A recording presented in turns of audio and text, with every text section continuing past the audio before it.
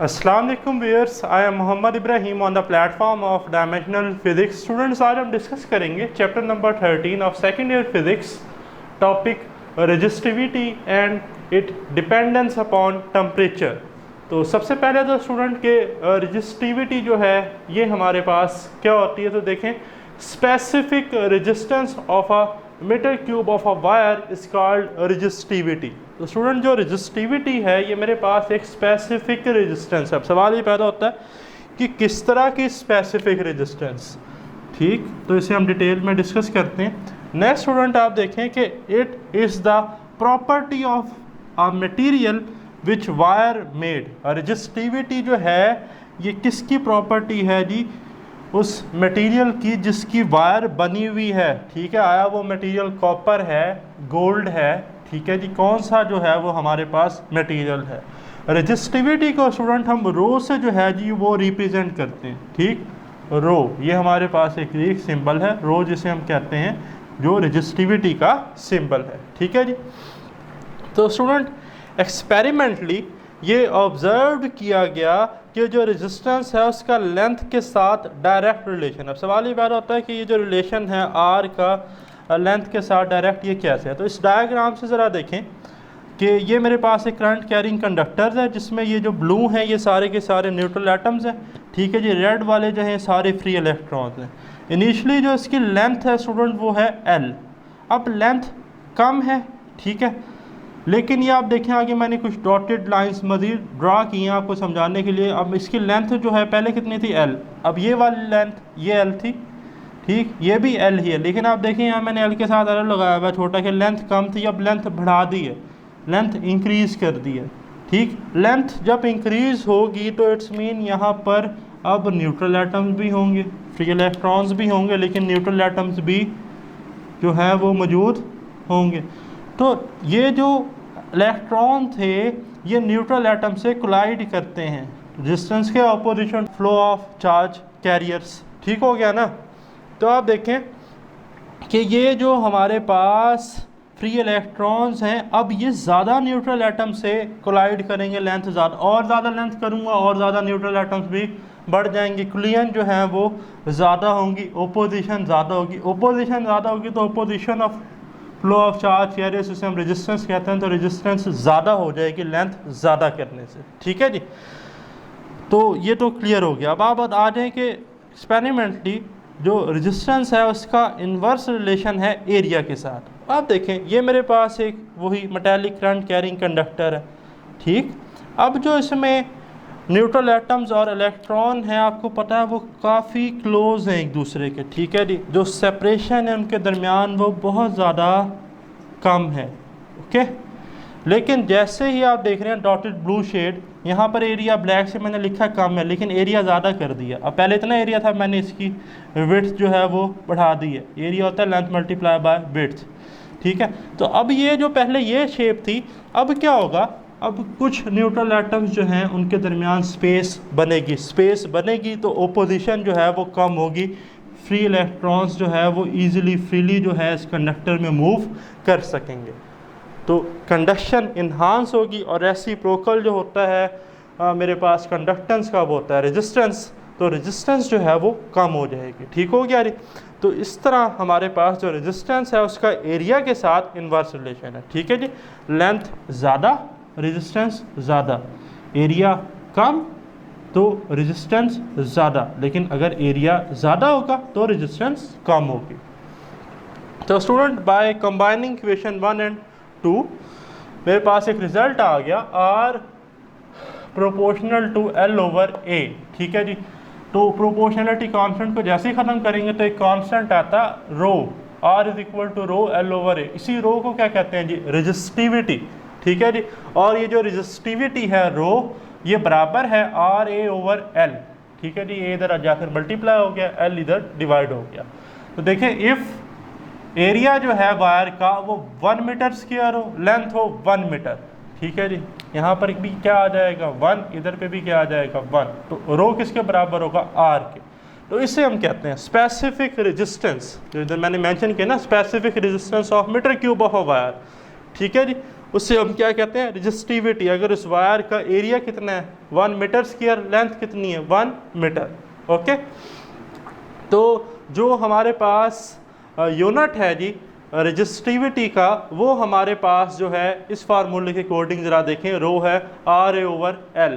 तो R होता है जी ओहम, एरिया मीटर स्क्वायर में, लेंथ मीटर में, मीटर से ये स्क्वायर कैंसिल तो आ गया ओहम मीटर। तो ओहम मीटर जो है जी ये हमारे पास रेजिस्टिविटी का यूनिट है। ठीक है जी। और अभी मैंने आपको प्रीवियस जो मेरा लेक्चर था उसमें मैंने रेजिस्टेंस की डायमेंशन आपको बताई।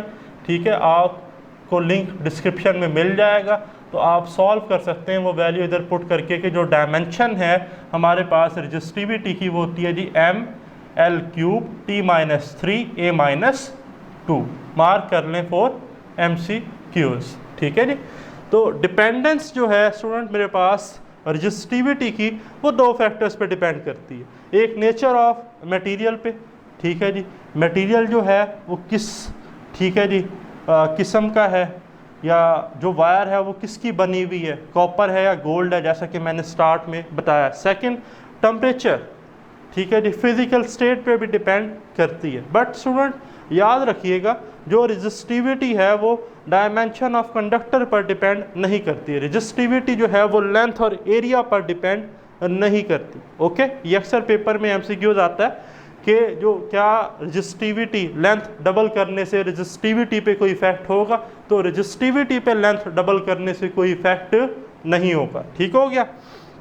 तो एग्जांपल है मेरे पास रेजिस्टिविटी की, resistivity for germanium is 0.5 ohm metre. आपके जो टेक्स्ट बुक है, ठीक है, जिसके साइड पर एक टेबल बना हुआ है, उस टेबल में से कुछ MCQs जो हैं वो पेपर में पूछे गए हैं, तो उस टेबल को आपने ओपन करना है। ठीक है जी, जो वैल्यू पॉसिबल हो आप याद कर सकते हैं, सारी हो जाए तो बहुत अच्छी बात है, लेकिन जो आपसे याद हो तो कोशिश करें कि वो याद कर लें। ये पेपर में एज MCQs जो है वो डिस्कस की जाती हैं। ठीक है जी।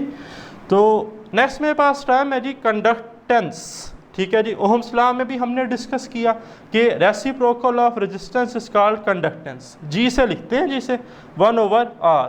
तो R का यूनिट था ओहम, इसका यूनिट है जी पर ओहम। तो पर ओहम ज़रा इधर देखें कि ये है जी पर ओहम, यानी कि ओहम के ऊपर इनवर्स। तो क्या मैं इसको अगर रिवर्स ऑर्डर में लिखूं, M पहले, H बाद में और O, तो ये पर ओहम बन गया मोह। तो पर ओहम को मोह भी कहते हैं और साइमन भी इसे हम कहते हैं। तो ये तीनों इसके यूनिट हैं, ये भी MCQs के लिए आप मार्क कर लें। ठीक है जी। नेक्स्ट मेरे पास टर्म है कंडक्टिविटी।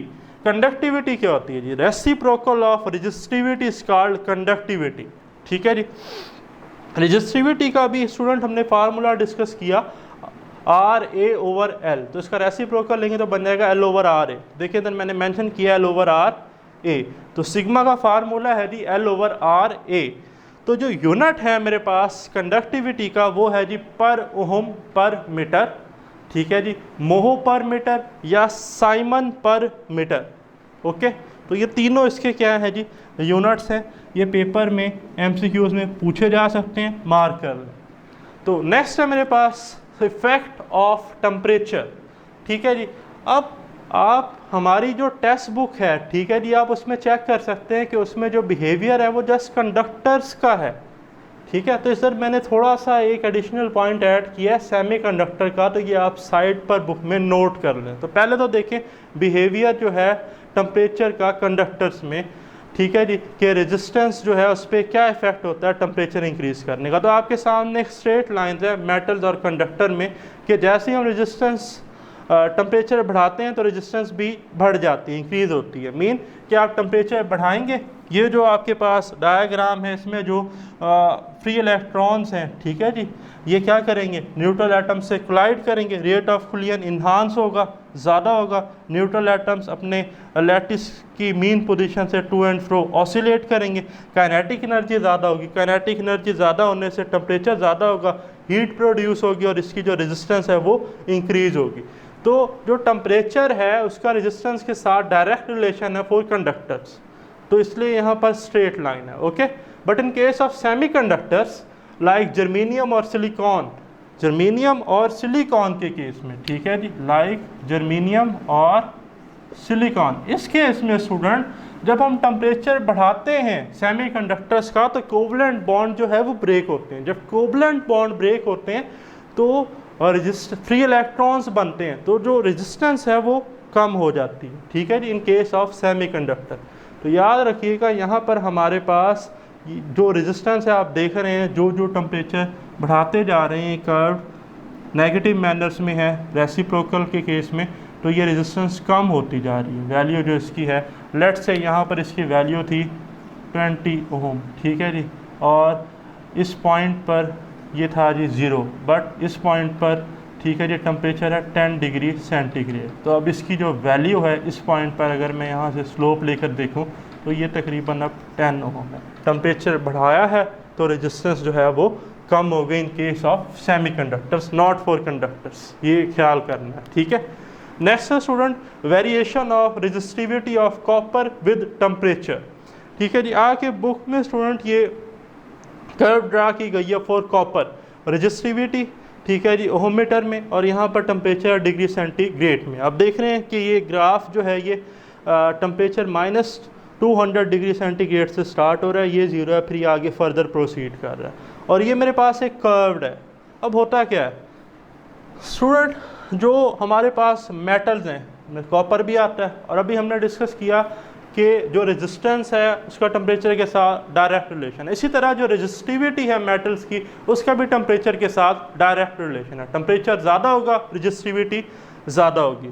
ठीक है जी, तो ये आप देख रहे हैं कि एक ख़ास वैल्यू तक तो ये लीनियर है, लेकिन उसके बाद इसमें भी कर्व आना शुरू हो गई हैं। तो इससे हमें दो रिज़ल्ट जो हैं वो पता चलते हैं। पहला ये कि जो रेजिस्टिविटी है वो ज़ीरो नहीं होती 0 डिग्री सेंटीग्रेड पर भी। आप देख रहे हैं ये वाली लाइन कि ये जो पॉइंट है ये तकरीबन 0 है, तो यहाँ पर कुछ ना कुछ वैल्यू है रेजिस्टिविटी की, कोई ना कोई जो वैल्यू है वो एग्जिस्ट करती है। तो ये पेपर में MCQ आ सकता है कि क्या 0 डिग्री सेंटीग्रेड पे रेजिस्टिविटी 0 होती है कॉपर की? नहीं होती। ठीक हो गया। सेकंड जो मेरे पास पॉइंट है स्टूडेंट के resistivity is linear with temperature below and above 0 degree centigrade. 0 से आप पहले देख रहे हैं कि ये तकरीबन स्ट्रेट लाइन है, और 0 के आप बाद भी देख रहे हैं कि क्या है स्ट्रेट लाइन, लेकिन एक ख़ास वैल्यू पर जाकर जो रेजिस्टेंस है वो फिर लीनियर नहीं रहती। क्लियर हो गया जी। तो स्टूडेंट मेरे पास नेक्स्ट जो टॉपिक है, जो टर्म है जो हमारे आज के टॉपिक से रिलेटेड है, वो है जी टेम्परेचर कोफिशिएंट ऑफ रेजिस्टेंस। ठीक है जी, तो डेफिनेशन है आपके सामने, fractional change in resistance of a substance per kelvin is called temperature coefficient, इसे हम अल्फा से लिखते हैं। ठीक है जी, RT minus R0 over R0 T। तो consider we have a resistor of resistance RT at T degree centigrade while resistance R0 at 0 degree centigrade, और ये जो हमारे पास T है and T is the temperature difference between these two resistance. ठीक है जी, तो जो टेम्परेचर है, टेम्परेचर देखें RT का T degree centigrade, let's say कि जी 37 डिग्री सेंटीग्रेड। ठीक है जी, और ये 0 है, तो जो इनका डिफरेंस बनेगा 37, वो जो है वो हमें टेम्परेचर डिफरेंस T बताएगा। ये ख्याल करना है। अक्सर स्टूडेंट से टाइम समझते हैं, तो टाइम नहीं है, टेम्परेचर डिफरेंस है। ठीक है जी, तो by experiment it is observe that कि ये जो हमारे पास डिफरेंस है रेजिस्टेंस का, ठीक है, RT माइनस R0, एक तो ये 0 डिग्री सेंटीग्रेड पे जो रेजिस्टेंस है, ठीक है, किसी मटेरियल की उस पर डिपेंड करता है। जितनी वो ज़्यादा होगी उतना ये चेंज भी ज़्यादा होगा। सेकंड स्टूडेंट, ये जो चेंज है RT माइनस R0, ये टेम्परेचर डिफरेंस पे भी डिपेंड करता है। अगर टेम्परेचर डिफरेंस ज़्यादा होगा तो ये वैल्यू भी हमारे पास ज़्यादा होगी। तो बाय ज्वाइनिंग और कंबाइनिंग दीज टू इक्वेशंस, ठीक है जी, 1 और 2 को कंबाइन करने के बाद मेरे पास एक रिज़ल्ट आ गया कि जो RT है वो, ठीक है जी, RT माइनस R0 वो डायरेक्टली प्रोपोर्शनल है R0 T के, R0 T के। अब ये ख्याल करना है कि ये है जी प्रोपोर्शनैलिटी कांस्टेंट, जबकि ये जो मेरे पास रेड कलर का है ये है अल्फ़ा, और ये अल्फ़ा किसका है जी? टेम्परेचर कोफिशिएंट ऑफ, ठीक है जी, रेजिस्टेंस। तो अल्फ़ा जो है ये बराबर होता है RT minus R0 over R0 T। ठीक है, अब अगर इसकी यूनिट्स की बात की जाए तो आप देखें आर टी का यूनिट ओहम, इसका यूनिट भी ओहम, तो ऊपर यूनिट आ गया ओहम, इसका यूनिट स्टूडेंट ओहम, टेम्परेचर का केल्विन, ओहम से ओहम कैंसिल, ये के ऊपर जाकर क्या बन जाएगा पर केल्विन, तो इसका जो यूनिट होता है वो हमारे पास होता है जी पर केल्विन। ठीक है, इसी तरह टेम्परेचर कोफिशिएंट ऑफ रेजिस्टिविटी, हमने स्टूडेंट्स फार्मूला डिस्कस किया कि जो आर है वो बराबर होता है रो एल ओवर ए के, तो आर नॉट जो बराबर होगा रो नॉट एल ओवर ए। अब लेंथ और एरिया तो सेम है, एक ही हमारे पास क्या है मटेरियल की वायर है, तो जब मैं इधर वैल्यूज पुट करूँगा तो L over A divided by L over A, L over A से एल ओवर ए जो है वो कैंसिल हो जाएंगे, जब ये कैंसिल हो जाएंगे इधर से भी एल ओवर ए कॉमन आएगा, इधर भी एल ओवर ए, तो क्या टर्म्स बचेंगी रो ओवर रो नॉट, तो देखें इधर आर टी की जगह आ जाएगा रो टी, आर नॉट की जगह रो नॉट, और इधर भी रो नॉट ओवर टी। ठीक है, या आप ऐसे भी देख सकते हैं कि आर जो है स्पेसिफिक रेजिस्टेंस, जब हम रेजिस्टिविटी की बात करते हैं तो लेंथ 1 मीटर होती है, एरिया कितना होता है 1 मीटर स्क्वायर, तो तब आर किसके बराबर होता है रो के, तो ये सारे आर जो हैं ये रो से रिप्लेस हो जाएंगे। सिमिलरली इधर भी आपके पास ये जो ऊपर वाले टर्म है इसका यूनिट आएगा ओहम मीटर, इसका यूनिट भी ओहम मीटर, टेम्परेचर का आएगा केल्विन, तो ये ओहम मीटर से कैंसिल, ये ऊपर जाकर बन जाएगा पर केल्विन। ठीक है जी, तो जो हमारे पास यूनिट है वो होता है पर केल्विन। तो ये आज का हमारा टॉपिक था। स्टिल अगर आपका कोई क्वेश्चन है इस टॉपिक से रिलेटेड तो आप कमेंट्स में डिस्कस कर सकते हैं। अल्लाह हाफिज़।